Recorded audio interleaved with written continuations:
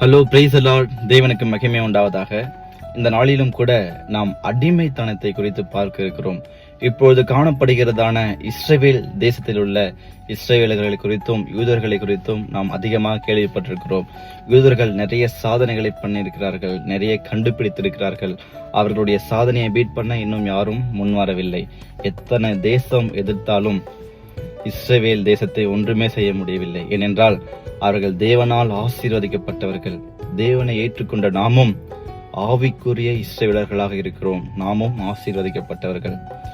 அந்த மக்கள் பல ஆண்டு காலங்களுக்கு முன்பாக எகிப்தியருக்கு அடிமைகளாக இருந்தார்கள். 430 வருடங்கள் எகிப்தியருக்கு அடிமைகளாக இருந்தார்கள். அடிமையை விட கொடூரமாக நடத்தப்பட்டார்கள். அவர்களுடைய கூக்குரலை தேவன் கண்டார். அவர்களை தேவன் கண்ணோக்கினார். யாத்திரையாகமம் 2ஆம் அதிகாரம் 25ஆம் வசனம் இப்படியாக சொல்கிறது: தேவன் இஸ்ரவேல் புத்திரரை கண்ணோக்கினார், தேவன் அவர்களை நினைத்தருளினார். ஹல்லேலூயா. இந்த காலத்துல நாமும் கூட பல காரியங்களுக்கு அடிமைகளாக இருக்கிறோம். சிலர் பாவங்களுக்கு, குடிப்பழக்கத்துக்கு அடிமைகளாக இருக்கிறார்கள். சிலர் தவறான சிந்தனைகளுக்கு அடிமைகளாக இருக்கிறார்கள்.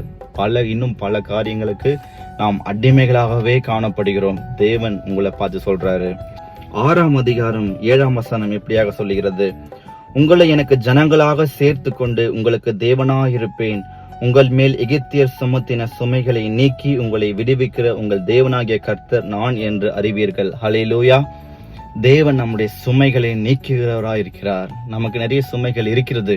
பாவ சுமை பிரதானமாக காணப்படுகிறது. பாவத்திலிருந்து விடுதலை ஆக்க முடியவில்லை. நம்முடைய பலத்தால் நம்மால் முடியாது. ஹல்லேலூயா.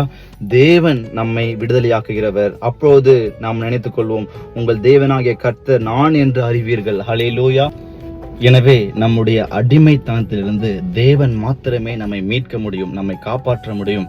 இப்போது காணப்படுகிறதான இஸ்ரவேல் மக்கள் பூமியில் உள்ள மக்களை பார்க்கிலும் அவர்கள் மேலானவர்களாக, ஆசீர்வாதமாக இருக்கிறார்கள். ஏனென்றால் அவர்கள் அடிமைகளாக இருக்கும்போது தேவனை நோக்கி கூப்பிட்டார்கள். தேவன் அவருடைய கூப்பிடுதலை கேட்டார். எனவே நாமும் தேவனை நோக்கி கூப்பிட வேண்டும். அப்போது நம்முடைய அடிமைத்தனத்திலிருந்து தேவன் நம்மை விடுவிக்க அவர் வல்லவராயிருக்கிறார். தேவனுக்கு மகிமை உண்டாவதாக. ஆமென்.